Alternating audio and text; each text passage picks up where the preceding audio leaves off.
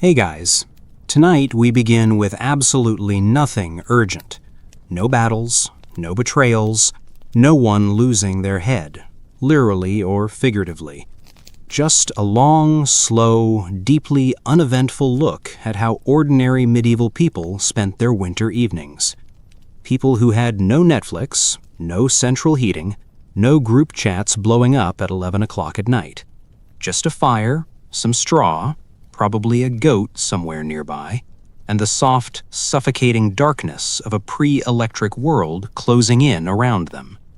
So, before you get comfortable, take a moment to like the video and subscribe, but only if you genuinely enjoy what I do here. No pressure, truly. This is a pressure-free zone. Everything here is slow and optional and mildly interesting at best. Now then, settle in. Dim the lights if you haven't already. Pull whatever you're using as a blanket up a little higher, and let's go back, way, way back to a time when winter nights were not just long, but extraordinarily, almost incomprehensibly long.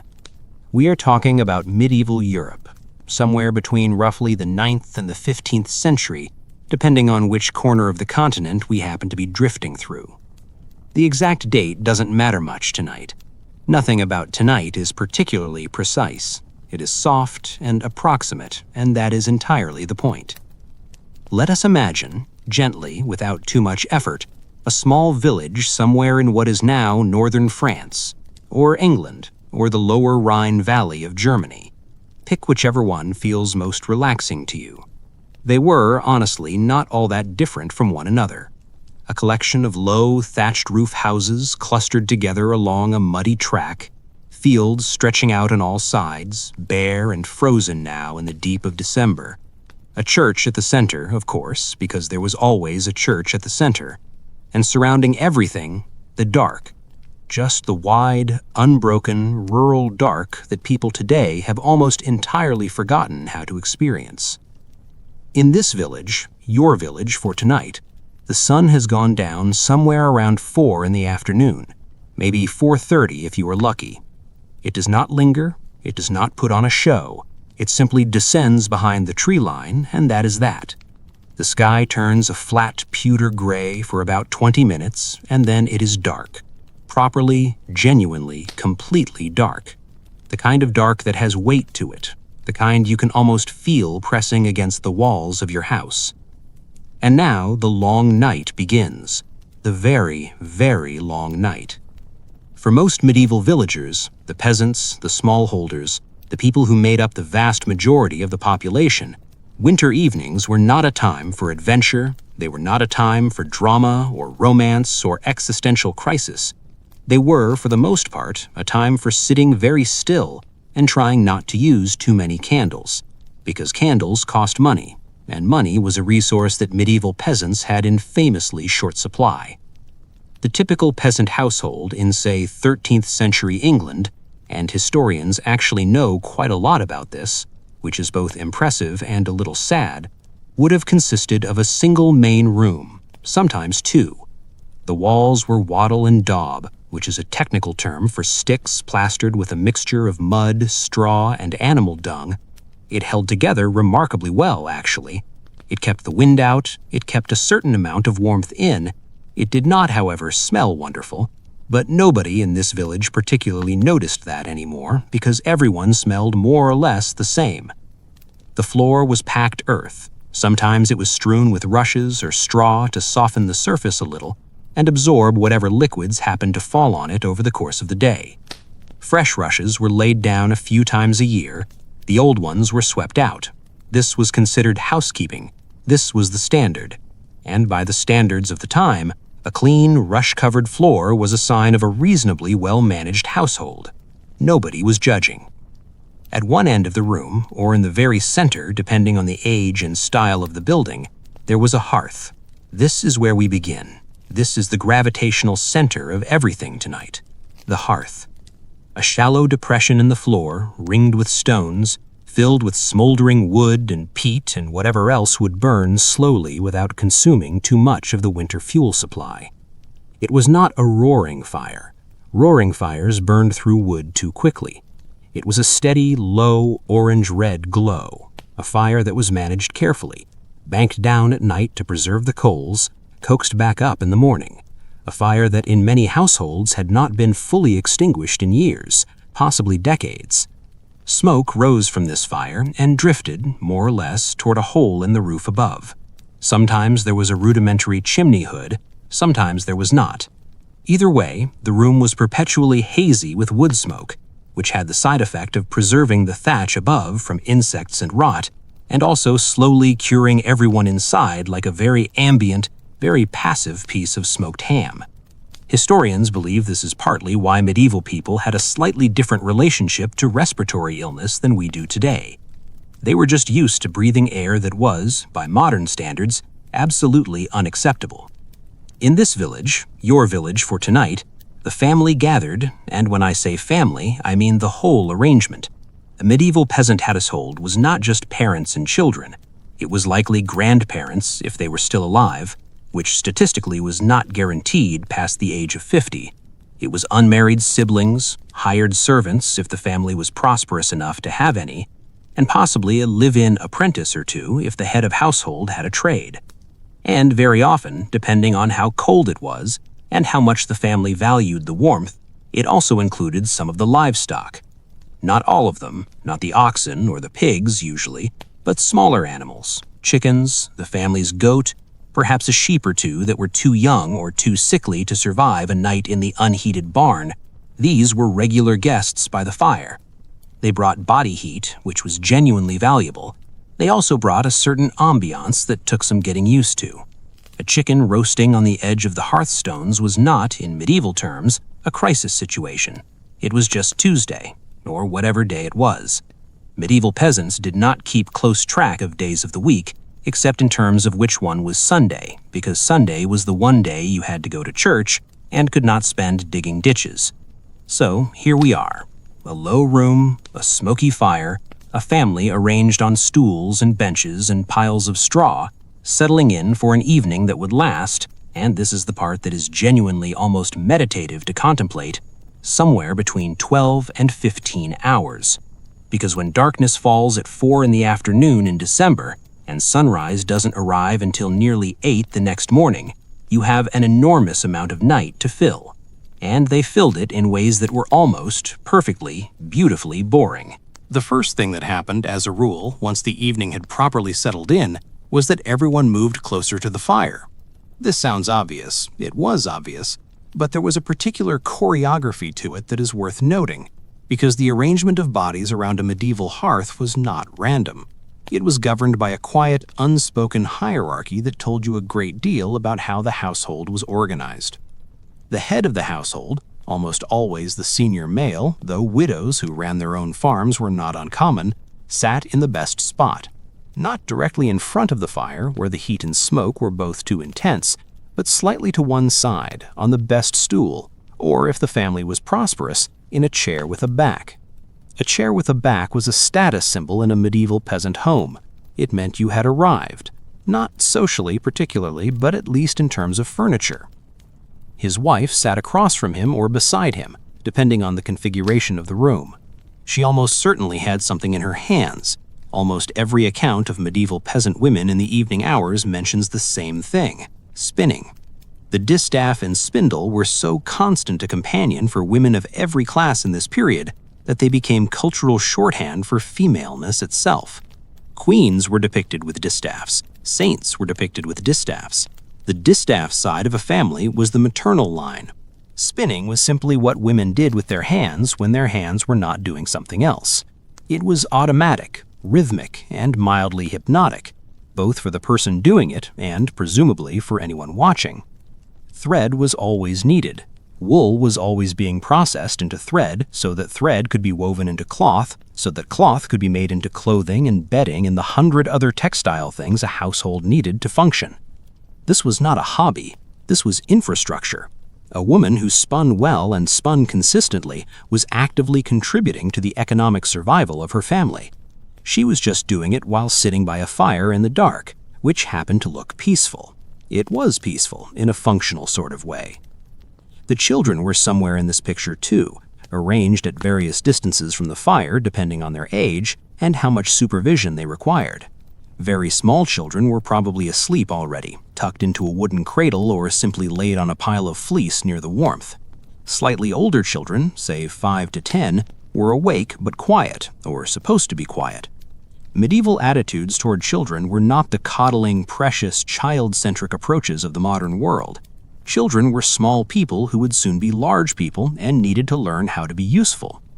By the time a child in a medieval peasant household was 7 or 8 years old, they had chores, real ones. During daylight hours, they might be watching animals, fetching water, helping with food preparation. In the evening, they sat with the family, and they listened. And in listening, they learned. Which brings us to the most important evening activity of all, the thing that held the whole long night together, the activity that was free and required no materials and could be done in the dark, and around which the entire family arranged itself like a solar system around a small, warm, narrative sun. Talking. Just talking. Storytelling. Conversation. The exchange of words between people who had very little else to pass the time with, and who had, consequently, become, over generations of long winter evenings, extraordinarily good at it. We do not have transcripts of medieval peasant conversations. This is one of the great losses of the historical record. The people who wrote things down in the Middle Ages were almost universally clergy, administrators, or educated elites, and they were not in the habit of recording what the miller's family said to each other on a Wednesday evening in January. So we have to piece it together from other sources, from the stories that were eventually written down, from the complaints of priests about what their congregations were getting up to, and from the occasional oblique reference in legal or agricultural records. And from this patchwork of evidence, historians have been able to reconstruct roughly what people talked about. They talked about their neighbors. They talked about their neighbors at extraordinary length and with impressive detail. Medieval villages were small, often only a few dozen households, and everyone knew everyone with an intimacy that modern people find either appealing or suffocating depending on their personality. The social dynamics of a medieval village were tracked, analyzed, and discussed with the same energy that a modern person might devote to a particularly absorbing television series. Who was feuding with whom over the boundary of a field? Whose son had made a fool of himself at the last market fair? Whether the blacksmith's wife was as pious as she presented herself to be, or whether she had been seen near the wood at a suspicious hour. Small things, local things, things that mattered enormously to the people involved and not at all to anyone else. This was not gossip in the pejorative sense, or not only gossip, it was information management. In a world without written records accessible to ordinary people, the collective memory of the village was stored in conversation. Who owned which plot of land and since when? What agreements had been made between which families? What happened during the bad winter of 3 years ago, and who helped whom, and who had not? All of this was preserved and transmitted in talk, evening after evening, around fires like this one. And then there were the stories, the proper stories, the ones that had been around so long that nobody could quite remember where they had come from. Stories about local spirits and strange events. Stories about animals that spoke, and kings who were foolish, and clever peasants who outwitted their betters. Stories about saints, which had a kind of official sanction, and stories about considerably less official supernatural entities which the church would have preferred people not tell, but which people told anyway because they had been telling them since long before the church arrived, and they were not about to stop now. The relationship between the medieval church and the folk stories of peasant communities was, to use a diplomatic term, complicated. The official position of the church was that the only stories worth telling in the evening were stories about holy figures, moral lessons, and the correct behavior of a good Christian soul. Saints' lives were perfectly acceptable. Parables with clear instructional value were encouraged. Everything else was, at best, a distraction, and at worst, dangerously close to heresy. The unofficial reality was that medieval peasants told whatever stories they felt like telling, and the local priest, who was himself often a peasant by origin, barely literate, scraping by on a small plot of glebe land and the occasional donation of eggs, was rarely in a position to police the content of his parishioners' evening conversations. He had his own fire to sit by. So the stories that got told were a wonderful, thoroughly unofficial mixture of the sacred and the extremely unsanctioned. Saints wandered through tales that also contained helpful fairies. The Virgin Mary appeared in narratives that bore a suspicious structural resemblance to much older stories about helpful goddesses. Dragons and demons played roles that owed as much to pre-Christian mythology as to anything in the scriptures. Nobody was particularly troubled by this inconsistency. The medieval peasant imagination was capacious and pragmatic. If it helped explain the world, it went in the story. There was a particular category of tale that was almost universally present in Northern and Western European folk tradition, and which showed up reliably on winter evenings. These were the stories about what happened at the boundaries of things, at the boundary between the village and the forest, between the fields and the marsh, between the end of autumn and the beginning of winter, between sleep and waking. Medieval cosmology, the popular folk version of it, not the learned theological version, was deeply preoccupied with boundaries. The world was not a single unified space. It was a layered, complicated place where different kinds of beings operated in different zones, and where the edges of those zones were interesting and also, reliably, a little dangerous. The forest was the most obvious boundary. In medieval Europe, forests were enormous. They covered vast stretches of the continent. They were not the managed woodland of today, with footpaths and information boards. They were dense, dark, trackless, full of wolves, and they came right up to the edge of many villages with the casual imminence of a large animal that is not currently paying attention to you, but absolutely could. People went into the forest for firewood, for pigs to root for acorns, for charcoal burning, for hunting, but they went carefully and in daylight, and ideally not alone. The forest at night was not a place a sensible person went. And so the forest, in the evening stories, became a place where the ordinary rules did not quite apply, where you might meet a huntsman who had been dead for 300 years and who would offer you either a treasure or a curse depending on your behavior, where the wild hunt, that thundering, terrifying procession of the dead and the supernatural that appeared in the folklore of almost every Germanic and Celtic culture, might sweep through on a winter night, where the Green Man lived, if you believed in the Green Man, which many people apparently did, regardless of whether they could have articulated exactly who he was or what he wanted. These were not told as horror stories exactly. They were told as cautionary tales, which is slightly different. The point was not to frighten the listeners to sleeplessness, quite the opposite. The point was to establish, in a calm and narrative way, the boundaries of safe behavior. Stay inside at night. Stay on the paths. Do not take shortcuts through the dark places. Do not speak to strangers who appear at the edge of the wood after sundown. These were practical village rules that had been encoded into story, because story was the most durable format available.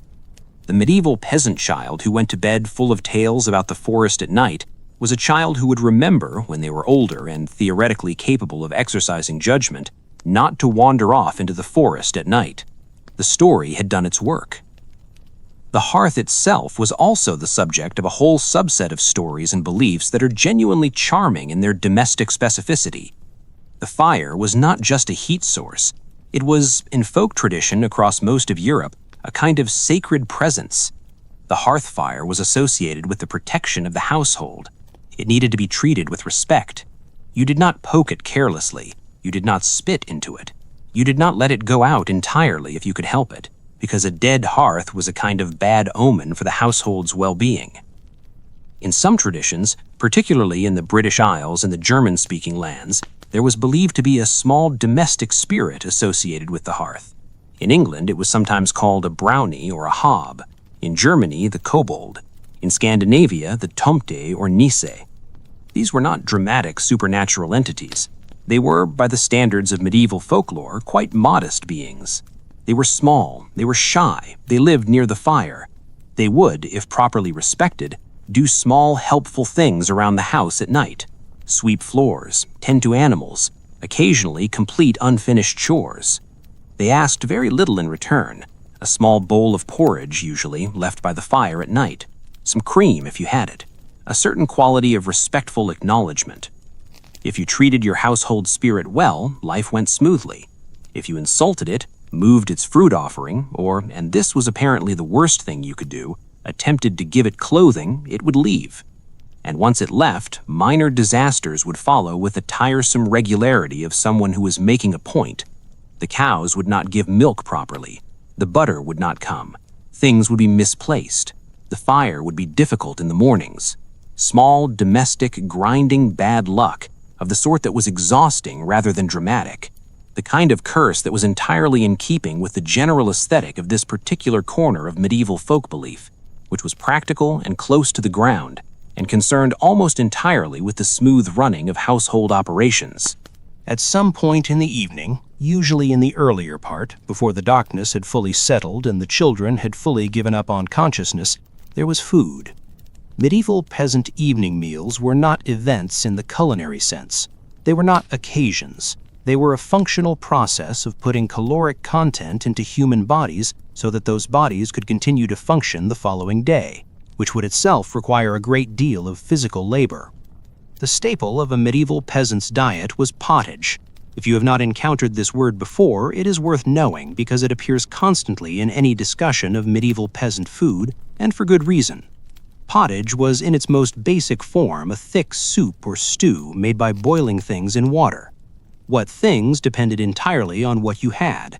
At its most minimal, it was grains, oats, barley, rye, boiled until they broke down into a thick porridge-like consistency. If you had vegetables, they went in. Dried peas and beans were common. Leeks, if the garden had produced them. Onions, turnips, cabbage, which is an extraordinarily ancient vegetable and was very much present in medieval peasant gardens, doing its reliable, unexciting job. Meat was not a daily feature of this meal.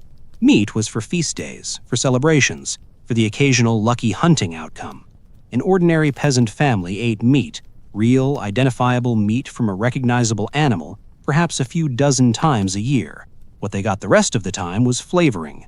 A piece of salt pork might be boiled with the pottage and then removed, having given the water some of its fat and salt. The smell of this process was apparently quite pleasant, in a low, savory way. The taste of the resulting liquid was better than plain grain water. The actual piece of pork might be set aside for the following day's pot or given to the senior members of the household. This was fine. This was normal. Nobody was making a complaint about it. Bread was also a constant presence, though the quality of it varied enormously depending on the season and the year's harvest. Medieval peasant bread was not white bread. White bread, made from finely milled wheat flour, was for the wealthy. Peasant bread was made from coarser grain, rye, especially in northern and eastern Europe, or a mixture of rye and wheat called maslin in England. It was dark, dense, chewy, and quite sour from the naturally occurring wild yeasts in the leaven that was kept going from batch to batch. A loaf of peasant bread was a serious object. It had weight and substance. You did not eat it absent-mindedly. You tore off a piece and you chewed it carefully, and it was filling in a way that spoke directly to the part of the brain responsible for basic survival. The bread from this week's baking was served fresh, or relatively fresh. The bread from last week was harder. The bread from the week before that was, by any modern standard, a geological specimen. But nothing was thrown away. Hard bread was soaked in the pottage liquid until it softened enough to eat. It was crumbled into warm liquid and left to sit. It was used as a flat surface on which to place other foods. Medieval people called these bread trenchers, large slabs of stale bread that served as edible plates. After the meal, the bread, now saturated with the juices of whatever it had held, might be given to the household animals. Nothing was wasted. Wasting food in a medieval peasant household was not carelessness, it was a kind of abstract incomprehensibility, like throwing water into the river. Food was too hard won to lose. The drink, most evenings, was ale. Not ale in the modern craft beer artisanal sense, ale in the sense of a slightly fermented grain beverage of low alcoholic content that was safer to drink than the local water, which was usually contaminated with whatever upstream activity had been occurring. Medieval ale was thick, cloudy, sweet, slightly sour, and did not keep for more than a few days before it began to turn. It was brewed regularly, very often by women, in a tradition so established that the female brewer, the alewife, was a stock character of medieval life.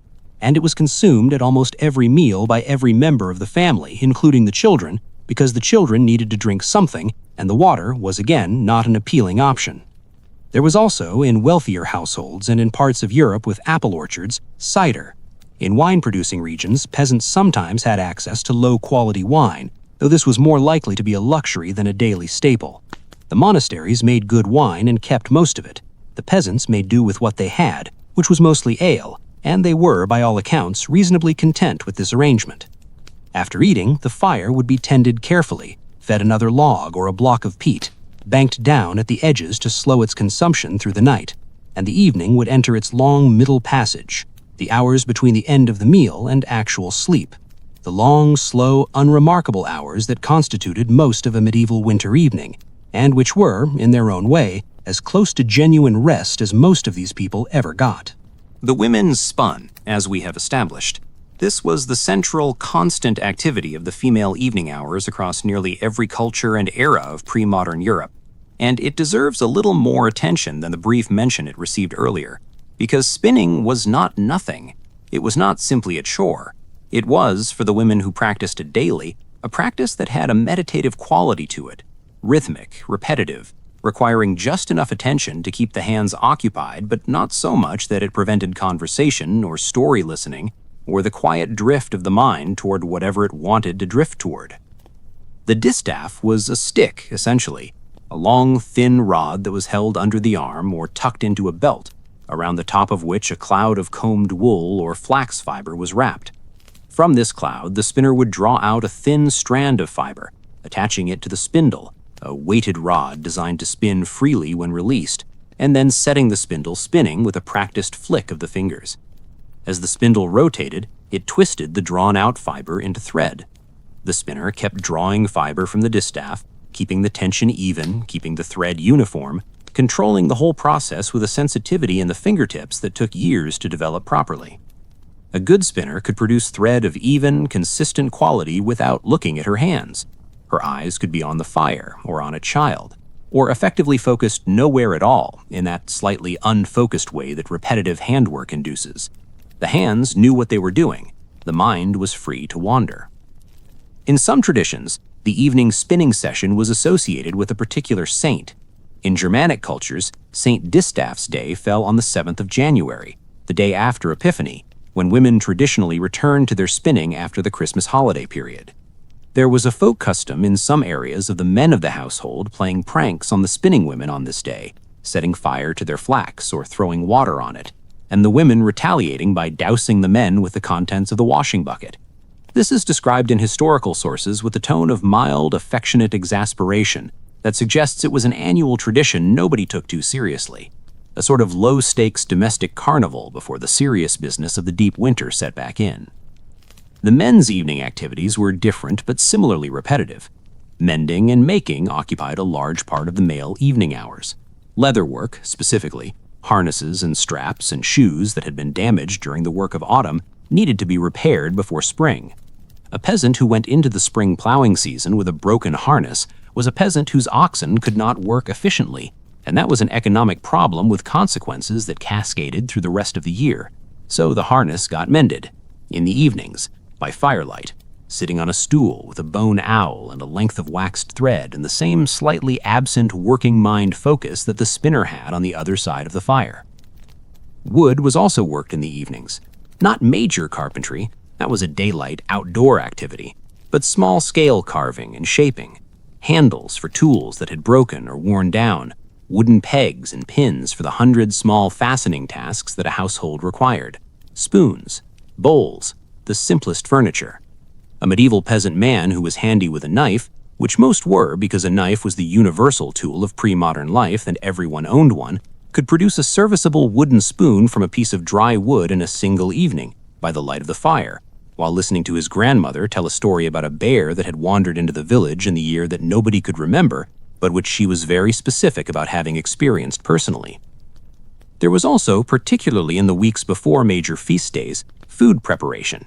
Not the daily pottage, that was quick and easy, but the longer, more involved processes. Dried fruits and nuts might be sorted and prepared. Preserves that had been made in autumn might be checked for spoilage and resealed. In households with the resources for it, the making of special foods for Christmas or Easter or one of the other great feast days might begin weeks in advance, because the process required time and attention that the workday did not allow. Candles were made in the evenings, paradoxically. The household would render down any available animal fat, usually tallow from the fat of cattle or sheep, and dip wicks into the melted fat repeatedly, building up the layers of each candle slowly. This was a smelly process. Rendering tallow smells to the modern nose like something that should not be happening indoors. To the medieval nose, it smelled like function, like practicality, like the sensible conversion of one resource into another. The candles this produced were not beautiful. They were yellowish and soft, and they burned with a smoky, slightly unpleasant flame. But they were light, and light in the long dark of winter was worth the effort and the smell. In the middle of all this domestic industry, the children circulated. The older ones helped. Older daughters might be learning to spin, sitting beside their mothers with smaller, child-sized distaffs, producing thread of uneven quality that was used for less critical purposes, or simply unraveled and started again. Older sons might be working on simple wood carving, or helping with the mending, or sitting quietly in the orbit of the older man and listening to practical conversation about the farm. But children were also the primary audience for the evening's stories, and the older members of the household, grandparents, elderly aunts and uncles, were the primary tellers of them.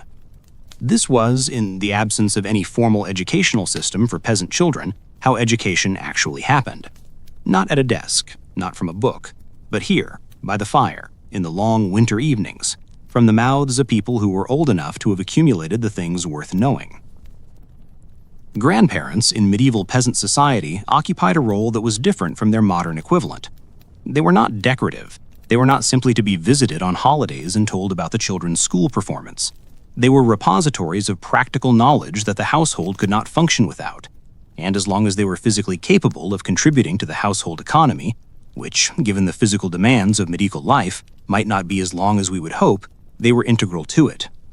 And even when the body began to fail, the mind remained, and the mind held the knowledge.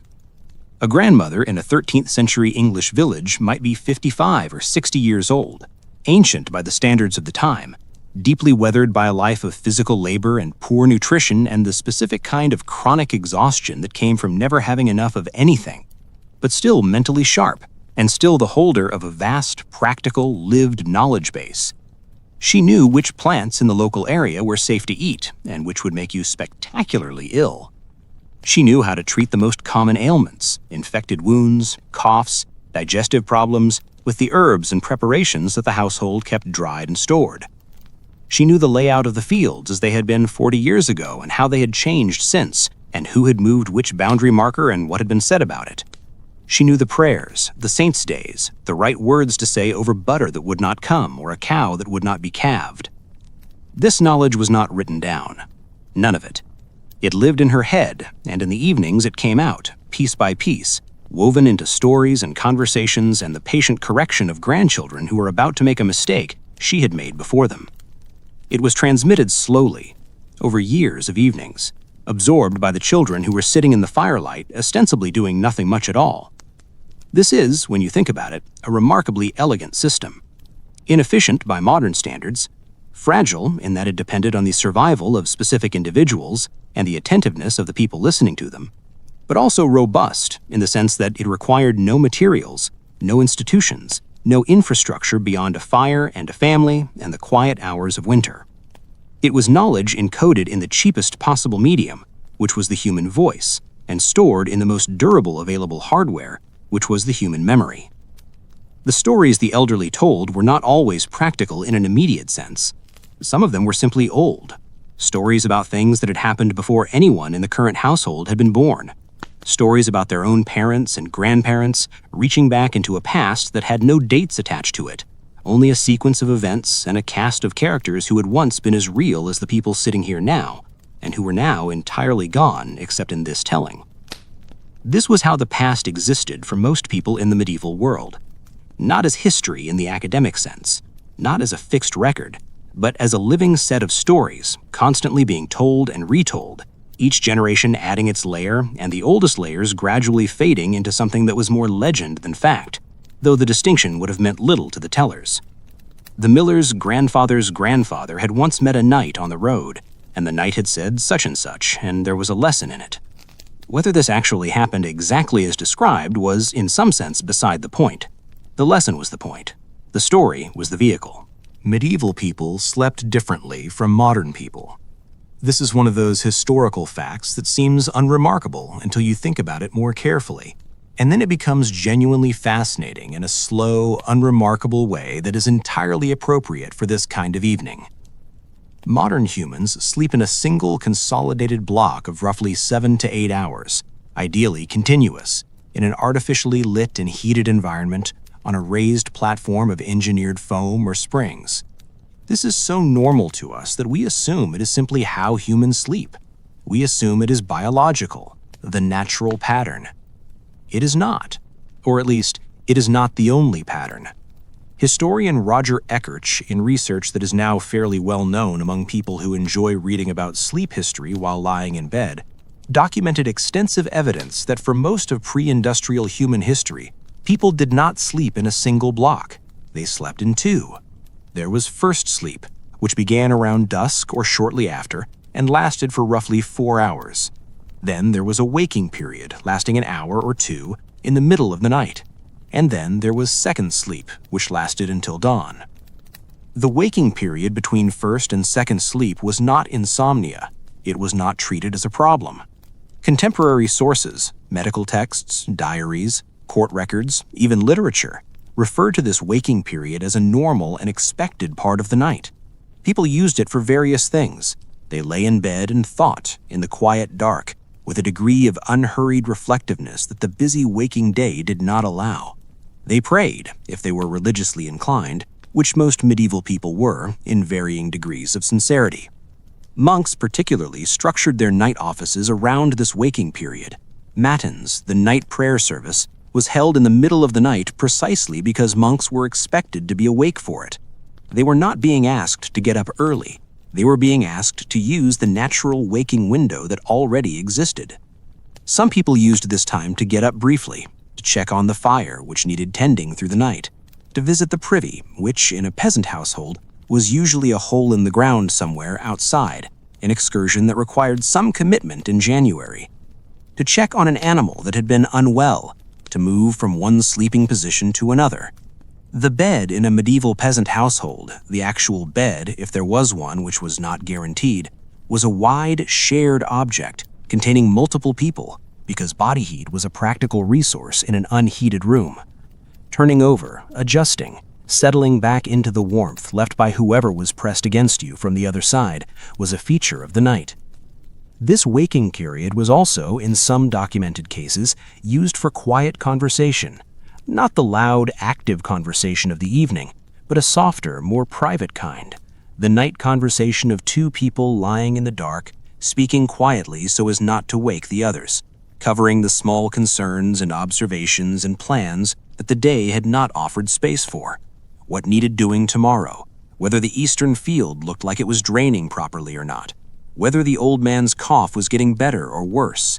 Small, practical, intimate conversation between people who shared a life in a very literal sense and who had, in the narrow window of the waking hour, a kind of privacy that the rest of their communal existence rarely allowed. And then second sleep settled over them, slower this time, deeper. The fire was low, almost gone. The room was cold at its edges, warmer in the middle where the bodies were. Outside, the dark was total, and the night was absolutely, profoundly quiet in the way that nights before industrialization were quiet, which is to say, not silent, because there were always animal sounds and wind sounds and the small sounds of a sleeping village settling into itself, but quiet in the human sense, devoid of machines, devoid of the low, constant electrical hum of modern civilization, devoid of light from any source brighter than the moon. This was, objectively speaking, an extremely good sleeping environment, cold enough to be conducive to deep sleep, dark enough to prevent early waking, quiet enough to allow the mind to drift down into its lower registers. The medieval peasant, lying on a straw mattress or a pile of fleece, under a coarse wool blanket, surrounded by the warmth of family and animals and the last dim glow of the banked fire, in a world where light meant day and dark meant rest, and the body had not been confused by screens or artificial light cycles, the medieval peasant probably slept with an ease and a depth that most modern people would find enviable. They did not appreciate this, of course. They never do. Into this cycle of work and fire and sleep and story, the church inserted its own structure. Medieval time was not secular. The medieval year was shaped entirely by the liturgical calendar, which is to say the calendar of church feasts and fasts and observances, and the medieval week was defined by the rhythm of Sunday worship. For a peasant who could not read, did not own a clock, and had no particular reason to track the abstract passage of days in any systematic way, the church's calendar was the primary organizing structure of time. Sunday was Sunday because it was the day of rest, not just recommended rest, mandated rest as far as the church could manage it. The prohibition on agricultural work on Sundays was taken seriously, though perhaps not as seriously as the church wished, and it meant that the Sunday evening had a slightly different character from other evenings. Less of the purposeful industry, more simply sitting, more conversation, possibly more ale, since a trip to the alehouse, if the village had one, was a Sunday activity for the men of the community in many parts of Europe. The alehouse, when we get to it, deserves its own consideration, though we should approach it with the understanding that it was not the rowdy, lamp-lit public house of the Victorian imagination. In its earliest and most common form, it was simply the home of someone who brewed ale regularly, almost always a woman, and who was licensed to sell it from her home. People came, they sat, they drank, they talked. The atmosphere was domestic rather than commercial. It smelled of brewing and wood smoke and people. It was warm. It was, on a Sunday evening in January, one of the few places in a small village where a person could be warm and in company and not technically at home. The conversations in the alehouse were probably not very different from the conversations by the household fire, except that they included a slightly wider cast of characters and a slightly higher ambient level of opinion. Village politics were hashed out in alehouses, disputes were rehearsed and sometimes settled. Matchmaking was discussed, local events were processed communally. It was, in the absence of any formal civic institution in most villages, the closest thing to a public forum that existed. The church did not love the alehouse. The church's position on alehouses went through various phases over the medieval period, ranging from resigned tolerance to active hostility, but at no point did it manage to suppress them, because the alehouse served a social function that the church understood perfectly well. People needed somewhere to be together. The church itself was one answer. The alehouse was the other. They coexisted uneasily throughout the medieval period, and the priest who railed against the alehouse on Sunday morning was not infrequently the same priest who could be found there by Sunday evening. The feast days that punctuated the winter season were the high points of the cold month's social calendar. Christmas, obviously. The 12 days of Christmas, which ran from the 25th of December to Epiphany on the 6th of January, were a genuine holiday period, a word that derives directly from holy day, which is what these days were. Work was suspended. Food that had been carefully preserved and hoarded through autumn was brought out. Ale was brewed in larger quantities. Communities gathered for services and then for feasting, and then for the various folk customs and games that had accreted around the official Christian holiday like barnacles on a boat hull. Wassailing, the practice of going from house to house singing and being offered drinks in return, was a winter custom in England that had obvious pre-Christian roots in the propitiation of orchards and fields, and which had been cheerfully absorbed into the Christmas season. Mumming plays, in which groups of young men dressed in costumes, often including at least one figure dressed as a woman and one dressed as some kind of supernatural entity, performed rough dramatic performances for the households they visited, existed across most of Northern Europe in various forms. These were not polished theatrical productions. They were raucous, cheerful, slightly chaotic, and almost universally beloved by their audiences, who gave the performers food and drink in exchange for the entertainment. All of this was a winter's evening expanded to its fullest social scale. The same basic elements, warmth, food, drink, story, community, magnified and extended by the occasion, and the general collective relief at having survived another autumn and arrived at the liturgical season that promised, in ways that were theological and also completely practical, that the light would eventually return. In between the feast days and the Sunday gatherings and the occasional social event, the winter evenings were mostly just the winter evenings, long, repetitive, and anchored to the unchanging rhythm of the household. And there was something about this repetition, this unbroken nightly sameness, that is worth sitting with for a moment, because it is so foreign to the modern experience of time. We live in a world where the evening is a menu of options, where boredom is something to be escaped immediately and with the minimum of friction, where sameness is a problem to be solved. The medieval peasant lived in a world where sameness was simply the structure of life, and the question was never what to do with the evening, but how to inhabit the evening well, how to sit with the unchanging situation and find within it the small, consistent pleasures that were available. The warmth of the fire was one of them, not just as a physical sensation, but as a kind of company. Fire has movement and sound and light. It changes constantly in its small details, even when it is essentially static. Medieval people watched fires the way modern people watch screens, with the same slightly absent receptive attention. The fire was always doing something. It was always slightly interesting in a way that required nothing from the watcher. The sounds of the winter night were another kind of company.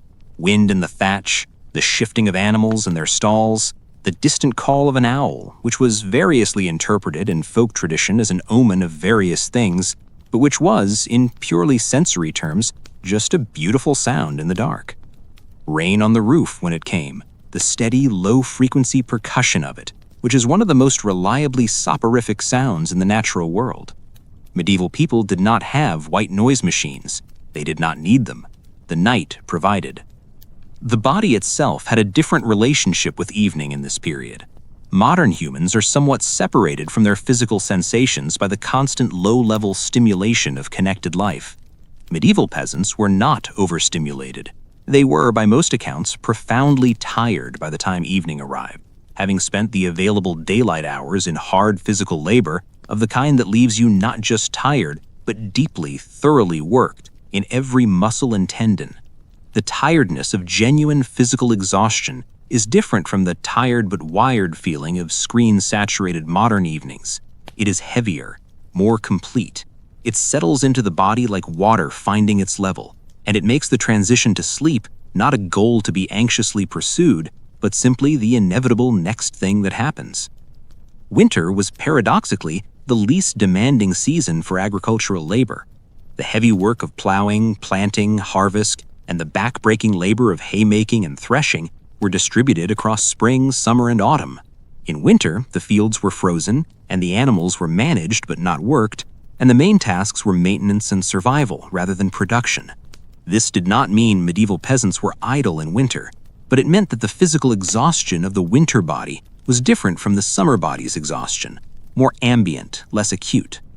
There was more time to sit, more time to think within the narrow parameters of a mind that had not been formally educated and whose concerns were bounded by the village and the season and the household and the immediate future. What kind of thinking did medieval peasants do in their long winter evenings? This is genuinely impossible to know with precision, and historians are careful not to over-romanticize it. But it seems likely, based on what we know of human minds in contexts of quiet and warmth and repetitive work, that it was thinking of a relatively gentle and meandering kind, replaying the events of the day, planning tomorrow's tasks, remembering things, worrying, because worrying is as human as the fire itself, about the grain supply and the cattle and the child who had coughed since October, and whether the roof was going to hold through another hard frost. Worrying, actually, was probably a significant feature of medieval winter evenings. The sources, when they give us glimpses of peasant mental life, suggest people who were chronically anxious about survival in a way that is entirely understandable given their circumstances. A bad harvest meant genuine hunger. A major illness meant genuine danger. A harsh winter that killed livestock could set a family back by years. The material precariousness of peasant life was not background noise. It was the central fact.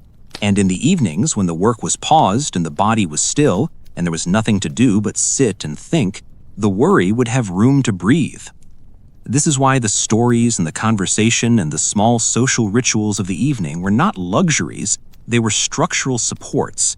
They were the mechanisms by which ordinary people managed the psychological weight of difficult lives. The story that gently encoded the rules for surviving in the forest was also a story that provided the comfort of a comprehensible world. The fire that was tended with careful respect was also a small ceremony of control in an environment where so much was uncontrollable.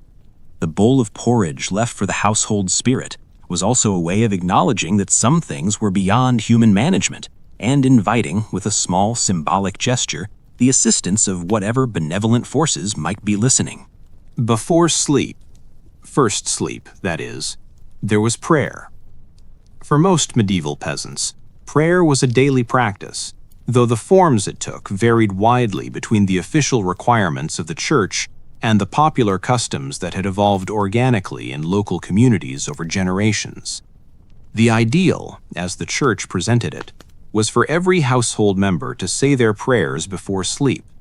The standard prayers, the Paternoster, the Ave Maria, the Creed, were among the very few things that most people, including those who could not read or write a single word, knew by heart.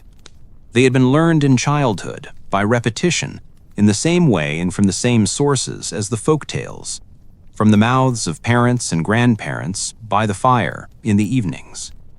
The prayers were said in Latin, technically, though by the later medieval period, many priests were acknowledging that their parishioners' Latin was, to put it charitably, interpretive. The words were memorized phonetically by many people who had no understanding of their meaning, and the church periodically expressed concern about this, but the concern competed with the practical reality that Latin was the language of the church, and the church was not, at this point, willing to conduct its business in the vernacular, regardless of the access issues this created.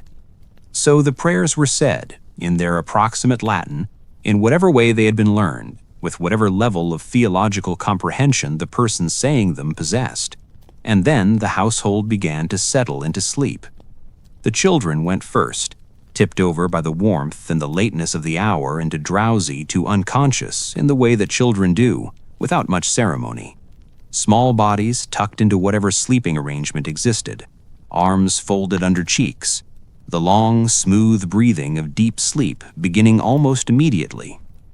The adults took longer, the wife continuing to spin until the light was really too poor to justify it, the husband finishing one last stitch, one last cut of the knife.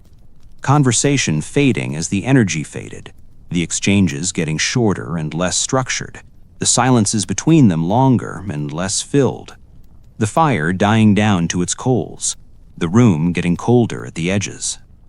And then the lying down, which is its own ancient ceremony. In a peasant household where the bedding might be a straw mattress on a wooden frame, or a pile of fleece on a raised wooden platform, or simply a pile of whatever was softest on the earthen floor near the fire, lying down was the act of committing to the night. The rough wool blanket pulled up, the body arranging itself around other bodies, finding the warmth in the human landscape of the shared bed. The fire making its low, steady sound, orange light dying slowly. The smell of the room was, to be honest, what it was.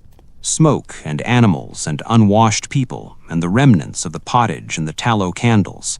By modern standards, arresting. By medieval standards, home. The nose adapts to chronic environments with remarkable speed. Within a few months of living in any given olfactory context, the brain simply stops registering it as information. The medieval peasant lying down in their smoky, animal-adjacent home smelled nothing in particular. They felt the warmth, they heard the fire, they felt the heavy, particular tiredness of a body that had done its work. And somewhere in the transition between the first period of lying still and the first period of actual sleep, the mind would do what minds do in the threshold between waking and unconscious. It would drift. Images and thoughts would surface and subside without the rational control that wakefulness imposes. The face of someone not thought of all day. The sensation of working a particular soil, felt again in the fingers as if still present. Half a story told earlier continuing itself in directions the teller had not taken it. The sound of wind outside, heard now as something both external and internal, both real and imagined. This threshold state is one of the most reliably pleasant states of human consciousness. It requires nothing, it produces nothing, it is purely receptive. And for the medieval peasant, who had no obligations at this hour and no guilt about not being productive, who had done the day's work and fed the family and tended the fire and told the stories, and now had nothing left to do but let consciousness loosen and release. It must have been genuinely, quietly wonderful. While the household slept, the village itself had a kind of collective life. The night watch in larger villages and towns was a real institution, a rotation of male householders who took turns walking the streets in the small hours to watch for fire and disorder. In smaller villages, there was rarely a formal watch, but there was the informal vigilance of people who slept lightly and knew their surroundings well. A sound that did not fit the pattern of the normal night, a door opening that should not be opening, the wrong kind of distress from the animal pens would bring someone awake. Fire was the great terror of the medieval village. A single fire in the closely packed cluster of thatched roof houses could take out half the settlement in minutes. Medieval people knew this viscerally. They had seen it happen, many of them, or had heard the accounts from those who had. The care with which the household fire was banked at night, coals raked into a pile, covered with ash to slow their burning, surrounded by a border of cleared earth, was not obsessive caution. It was the most basic of safety practices, developed through generations of understanding exactly how quickly fire moved and how little could be done once it had. The village in winter sleep was not entirely static. Animals moved in their pens. The occasional owl passed over the rooftops, moving from one set of hunting grounds to another. The church, dark and locked, held its particular quality of silence, stone silence, cold and dense, different from the silence of a house. The churchyard around it was white with frost on clear nights, the grave mounds softened under snow when the snow had come, the carved stone markers half visible in whatever light the moon provided. Medieval people had a complicated relationship with their churchyards. They buried their dead there. They marked the graves, though the markers were usually wooden and have not survived to the present day. They prayed for the souls of the people buried there, because in the Catholic theology of the medieval period, the souls of the dead were not simply gone. They were in purgatory, most of them, in a state of ongoing spiritual refinement that could be hastened by the prayers of living. This meant that the dead were still, in a meaningful sense, present, still connected to the community, still in need of something from the people who had known them. This gave medieval cemeteries a social quality that modern cemeteries and secular cultures do not quite have. The graves of the recently dead were visited not just on anniversaries or special days, but regularly, as a matter of course, because praying for the dead was simply part of the routine of medieval religious life. The dead grandmother was still, in some sense, a member of the household, requiring the same kind of ongoing attention as any other member, less demanding, admittedly, but still present in the ritual structure of daily life. At night, the churchyard was a different matter. Night was not the time for visiting the dead, as a rule. Night was when the dead, in popular tradition, if not in official theology, had their most active period. Not in any aggressive or hostile way, necessarily. The medieval folk conception of ghosts was more melancholy than terrifying, more restless than evil, but active nonetheless. Lights seen in the churchyard at night were noted and discussed. Sounds that could not be attributed to ordinary sources were interpreted through the lens of this folk belief without particular surprise. The dead were there. That was simply how it was. One was polite about it and kept a respectful distance after dark. As December's festivities faded and January settled in, the winter entered what was, by general consensus, its worst phase. The Christmas stores were somewhat depleted. The days were still short, though very gradually beginning to lengthen in a way that was theoretically perceptible, but practically invisible at the level of the individual day. The cold had settled into everything: the walls, the ground, the livestock's bodies, the joints and extremities of older people who had spent decades working outdoors in all weathers. January and February were the months of Lent's approach, and the months of the hungry gap. The autumn stores were being consumed faster than they were comfortable with. The spring was still months away. The calculation that every peasant household ran constantly, how much food was left, how long it needed to last, how far the gap between those two numbers could be managed, was sharpest in these months. Meals in late winter were often lighter than they had been in autumn. The pottage was thinner. The bread was made to stretch. The ale was perhaps not brewed quite as strong as it had been for Christmas. The evening fires in January and February had a slightly different quality, more conservative. The woodpile or the peat stack was also subject to the same calculation as the food stores: how much was left, how long it needed to last.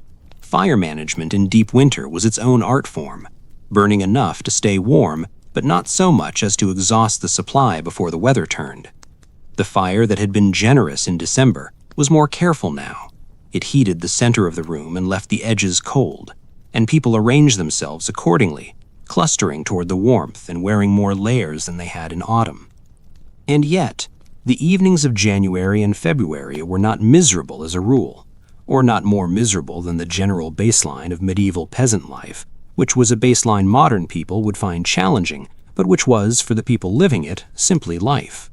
The evenings were still warm relative to the outside. There was still food, even if it was less than ideal.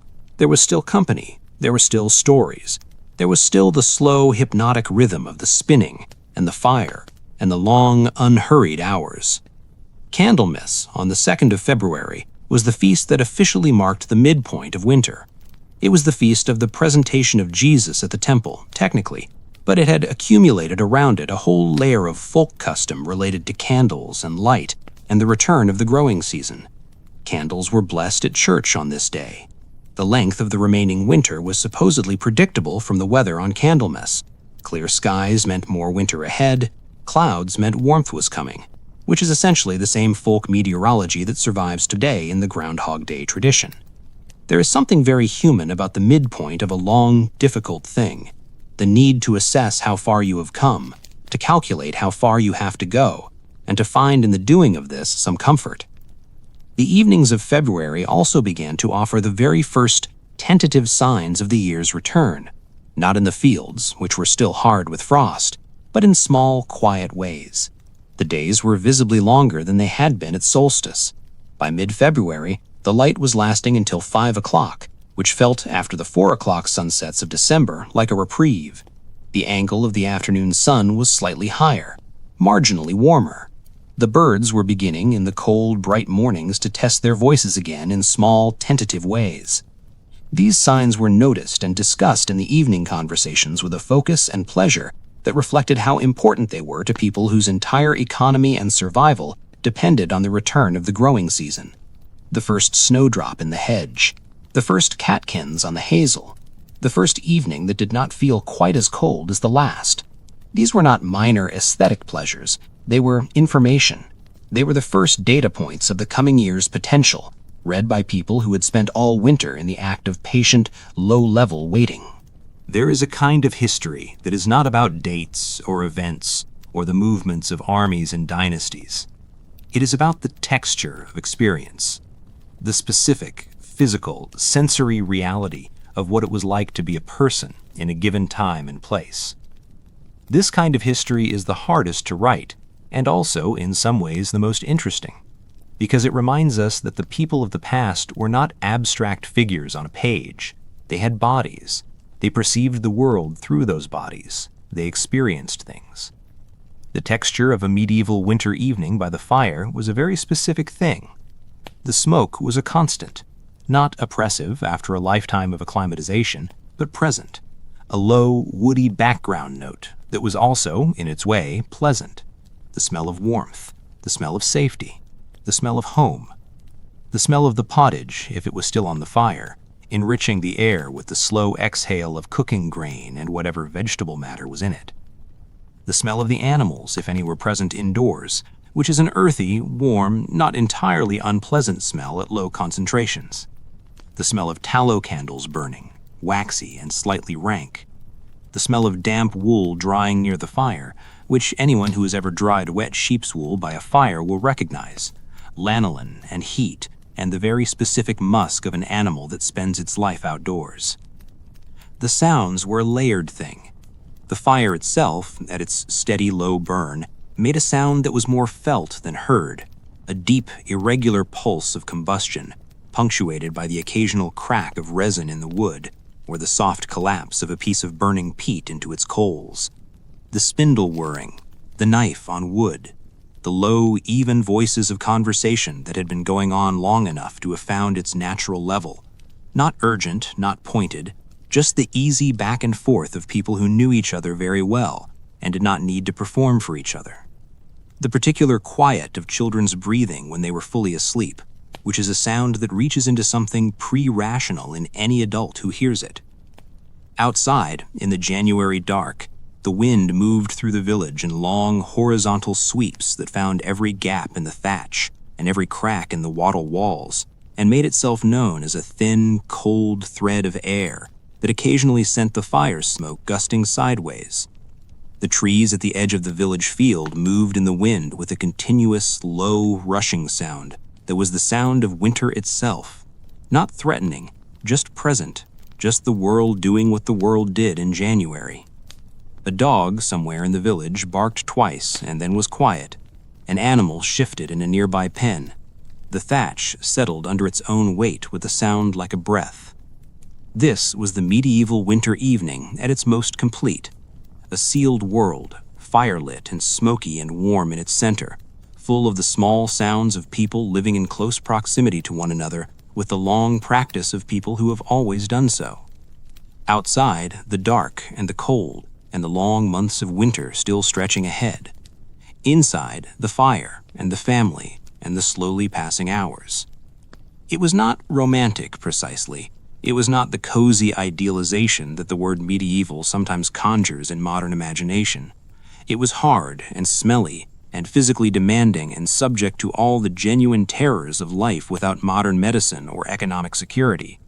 But it was also, undeniably, a kind of life that had its own coherence, its own rhythms, its own pleasures, available in their small, daily, repetitive forms to anyone who was patient enough and quiet enough to receive them, which, tonight, seems like the right note on which to let the evening wind down. The medieval peasant, settling into second sleep in the depths of February, would have known something with a certainty that is not available to most modern people, accustomed as we are to the comfortable buffer of technology and trade and global supply chains, the certainty that survival was not guaranteed, that the spring they were waiting for might arrive to find some members of the household diminished or gone, that the next winter, already invisible over the horizon of the coming year, would require the same preparation and the same endurance and the same patient management of limited resources. This knowledge sat in the background of everything. It was not spoken of directly most of the time. It did not need to be. It was known. And it gave the small pleasures of the winter evening a particular quality that is hard to name but easy to recognize, the quality of things valued precisely because they are not guaranteed. The warmth of the fire mattered more because there were nights when there was not enough fuel. The pottage mattered more because there were winters when there was not enough grain. The company of the family mattered more because people died, and not in the distant, managed way of modern death, but in the immediate, present, inescapable way of a world without hospitals or antibiotics, or any of the 100 things that now stand between ordinary human bodies and ordinary human mortality. And yet, the tone of the medieval winter evening, as best we can reconstruct it, was not one of suppressed dread. It was one of accommodation, of people who had developed, over generations, the cultural and psychological tools to live well within constraints that would strike modern people as intolerable. The stories helped. The prayers helped. The community helped.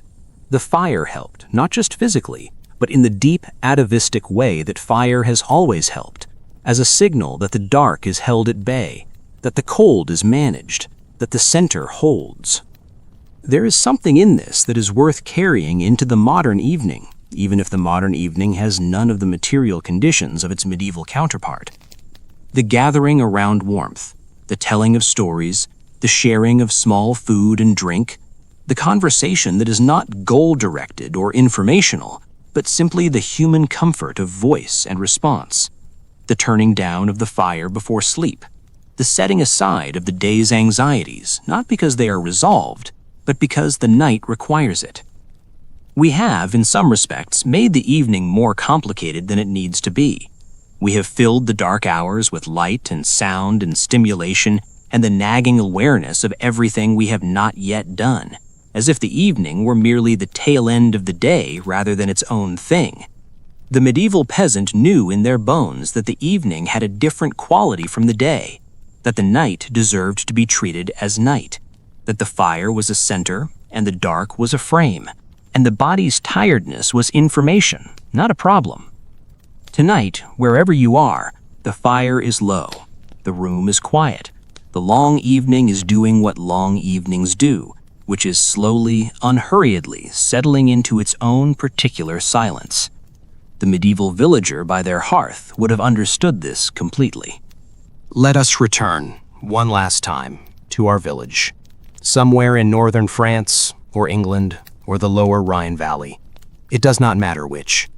It is late in the evening now, late even by medieval standards. The fire has been banked for hours. The room is dark, except for the faint red pulse of coals. The family is asleep, or most of them are. One person, perhaps the oldest, perhaps the lightest sleeper, lies with eyes open for a moment in the dark. What are they looking at? The ceiling, probably. The underside of the thatch, which is dark and invisible, but whose texture and smell are as familiar as anything in the known world. What are they thinking about? Nothing in particular. The small concerns of a life lived close to the ground, close to the earth, close to the fire and the family and the slowly turning year.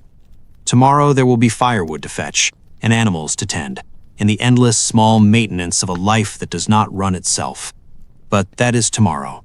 Tonight there is only the dark room and the sleeping family, and the low red breath of the coals and the wind outside doing what wind does, and the particular, profound stillness of a winter night in a village where nothing is happening, and everything is, for the moment, as it should be.